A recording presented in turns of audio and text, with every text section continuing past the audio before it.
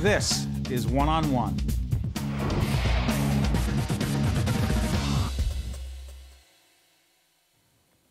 Maria Chavez is CEO of the Girl Scouts of the USA. How you doing? I'm doing really well. Thanks for having me here. It is our pleasure here at the Tisch WNET studio. Can I get a couple details out of the way? Sure.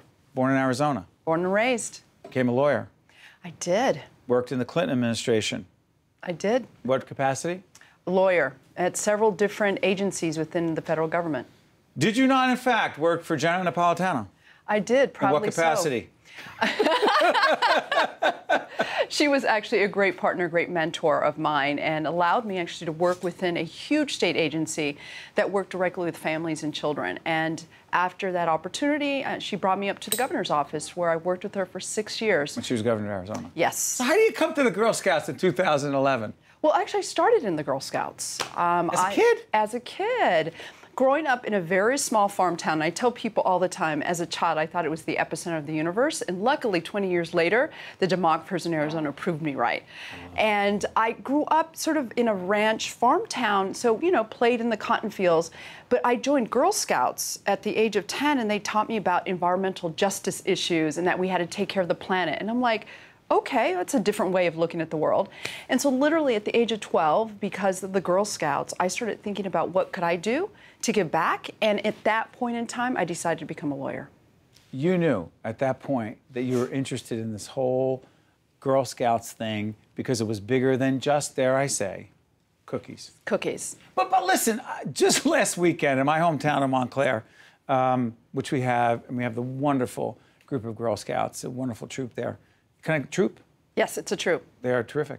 But right outside of the local, I'm not going to plug the coffee place that sells $5 cappuccinos. I think you know who they are. So they're right outside there, and I bought lots of cookies that our family shouldn't be eating. But, you know, yeah, we say in moderation. We say in moderation. Well, we gave more than we bought. Let me just say that. So, and they're there all the time, and I say they're such a great group of young women, and the cause is great. But then I said, why do you say it's more than just cookies? Is that brand something you don't like? Well, no, not at all. Actually, we embrace our cookie program. It is actually the largest entrepreneur program for girls in the entire world. But it's a means to an end, no? Sure, because what they do, when you approach girls, one, they're learning fabulous business skills. They're running their own business. And then they take their revenue and they actually invest it in their Take Action projects. So, Example, so a girl is raising money to help other girls in another country, in Nigeria, in Zimbabwe. They're basically funding all the local community activities in their local area. So they're funding all the animal shelters, because girls love animals. Mm-hmm. They're, helping the congregate meal sites, the senior centers. They're rebuilding your city parks. And so for us, it's how do we engage girls nowadays with a 100-year-old program so girls, one, see it as relevant, and that parents understand this is a great investment in their future. So interesting, because I also feel like it teaches leadership skills. It does. Because just to watch a young girl come out from beyond that table and approach someone and say, hey, I'm so-and-so, I'm with the Girl Scouts, we're raising money for, and I think to myself, in this age of kids obsessed with digital technology with their heads down, not making interpersonal contact, not being able to communicate face-to-face, that's a big deal. It's a huge deal. And that's why I'm so proud to be, I would say, the lead Girl Scout in this country, in this world. Because I see these girls do this every day. They're making contact with other human beings to do the right thing on behalf of other human beings. And they're doing it at the age of 8, 10, and 12 years old. Every year we see girls, sort of go up and sort of bridge up into higher levels of Girl Scouting. And the highest award that you can earn in Girl Scouting is called the Gold Award. The Gold Award? The Gold Award. It's like the pinnacle of Girl Scouting. How do you get it, and what does it stand for? So it's a sort of a triage, I would say, of working on different issues and ultimately working on a project that's going to have a global impact and a sustained impact. And out of the thousands of girls that get this award, we pick 10 a year. And we call them... In the country? In the country. And we call them the Young Women of Distinction. And these women are doing amazing things. Example.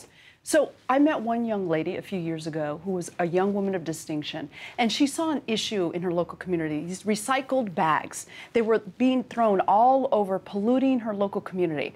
So she basically made a partnership with the local community agency that helped the homeless. And out of these recycled bags, she actually created sleeping mats for the homeless so that they wouldn't have to sleep on the streets. And then she went to the local prison to basically allow the prisoners to give back to the community to actually manufacture these mats made out of these recycled bags. So again, she went out of her comfort zone and connected two worlds to actually make something better for her local community. And she did that at the age of 14, 15 years old. This is powerful. And this is what Girl Scouts does every day in every zip code in this country and over 90 countries in this world. You're passionate about this. I'm just a little passionate about this because it changed my life, Steve. It really did. Changed your life? Absolutely. How so? Well, you know, I was growing up in a small farming community where, unfortunately, the data around girls was not very positive. You know, they looked in terms of what the future might be? Sure. Whether we were dropping out of school, we were not going on to fulfill sort of our life dreams.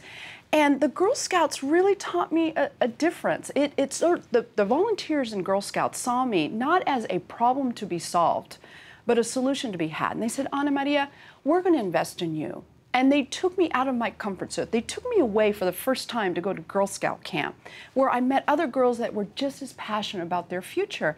And I thought, that's interesting, because if I stayed at home, the people around me maybe didn't see me in the same light. As a lawyer?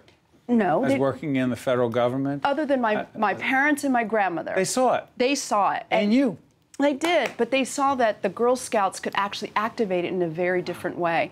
So as I said, at the age of 12, I determined to basically beat the odds of all the other odds around me and go on. And I knew that I had to go on to high school and to college to be a lawyer. So I beat the odds and I kept going. And that's why I've been on this sort of public service path my entire career, because I knew what it meant as a child to have a mentor, to have an adult look at me and say, Ana, you're worth this investment in this time, and I'm going to allow you the opportunity to dream big. And that's what I get to do every day. You want this for these young women, don't you? I do. But here's what makes me sad, Steve. I had this opportunity. You know, we've currently in the United States, we have 59 million living alumni. 59 living alumni. So approximately 1 in 2 American women wore a uniform. She's a Girl Scout.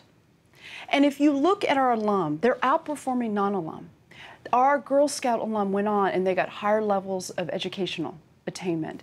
They're making more per year, which means they're bringing more resources back to their homes. They are volunteering in a higher level than most other women in their community, and they're voting, and they're basically bringing their voice to the table, saying these are important issues to me, my family, and my community. I'll tell you, you're not just passionate, but you bring a powerful message for all of us to consider. Ana Maria Chavez, CEO of Girl Scouts of the United States of America. You make all of us proud, not just the Girl Scouts. Thank you for joining us here at Public Broadcasting. Keep doing what you're doing. Thank you, Steve. Okay. This is One-on-One. We'll be right back right after this. Thank you very much. One-on-One with Steve Adubato has been a production of the Caucus Educational Corporation, celebrating over 25 years of broadcast excellence. This special edition of One-on-One with Steve Adubato is brought to you from the Tisch WNET studios at Lincoln Center. Funding has been provided by Hackensack University Health Network, County College of Morris, New Jersey Council of County Colleges, MD Advantage, activists in cooperation with the American Medicine Chest Challenge, TD Bank, and by PSE&G. Promotional support provided by Commerce Magazine and by New Jersey Monthly, the magazine of the Garden State, available at newsstands. Transportation provided by Airbrook Limousine, serving the metropolitan New York, New Jersey area.